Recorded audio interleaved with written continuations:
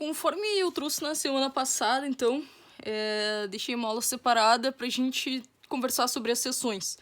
Então, o que acontece? Quando a gente estiver buscando esses nossos diagramas de momento fletor e de esforço cortante, o método que a gente utiliza é o método das seções.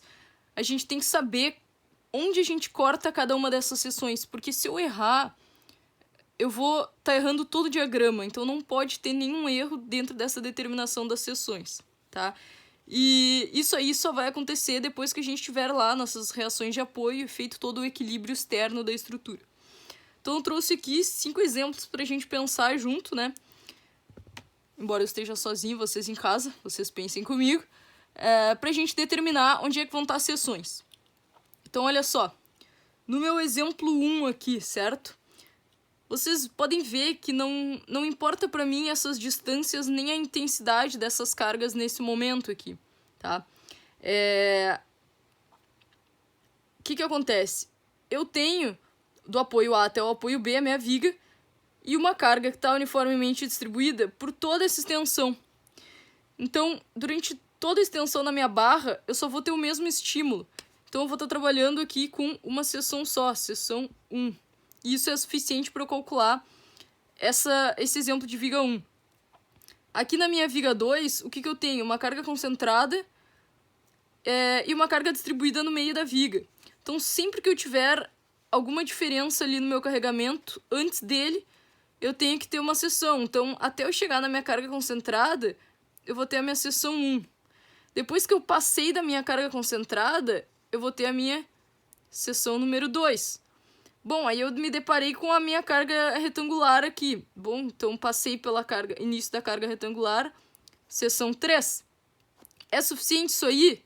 Não, porque quando acabar a minha carga retangular, eu ainda tenho uma seção 4, tá?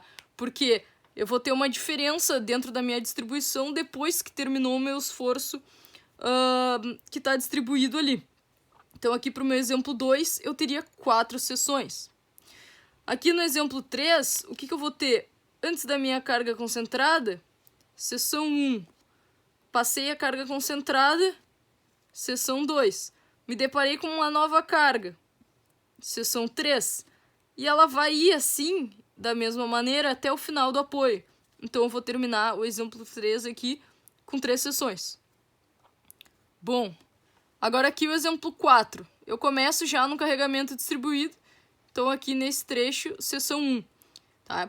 Durante todo o carregamento distribuído, eu vou ter uma seção só, porque aquilo vai estar se distribuindo de maneira equivalente. No que acabou o meu carregamento, eu tenho que ter outra seção, seção 2, porque a distribuição dos esforços aqui, onde eu não tenho carga agindo, é diferente da onde eu tenho a minha carga distribuída. Quando eu me deparei com um novo carregamento, não importa se é a mesma intensidade ou não, seção 3, tá? E no exemplo 5, mais ou menos parecido com os outros, eu iniciei com um estímulo aqui, seção 1 para minha carga uniformemente distribuída. No que acabou o carregamento, eu tenho obrigatoriamente que ter a seção 2, tá? Aí vocês podem me perguntar uma outra situação assim, por exemplo, ó.